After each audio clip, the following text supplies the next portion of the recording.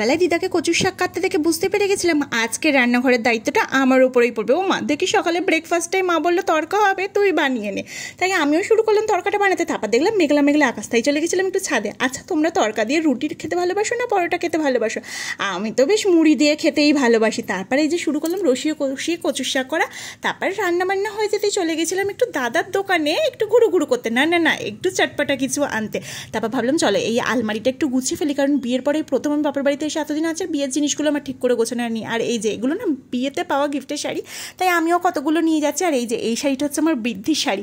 শাড়িটা দেখে গায়ে ফেলে ভাবলাম 6টা মাস হয়ে গেল আমার বিয়েটা, কেমন করে যেন দিনগুলো পেরিয়ে গেল। আর এই দেখো এই চূড়াটা, যেটা আমি হানিমুনে যাবো বলে কিনেছিলাম, আর আমার বিয়ের দিনেই অর্ডারটা এসেছিল।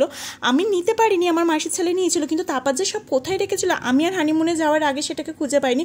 অবশেষে আমার যায় চূড়াটা পড়েছিলাম, আমার মনটা ভীষণ খারাপ হয়ে গেছিলো, কিন্তু আজকে চূড়াটাকে যাই হোক খুঁজে পেয়েছি।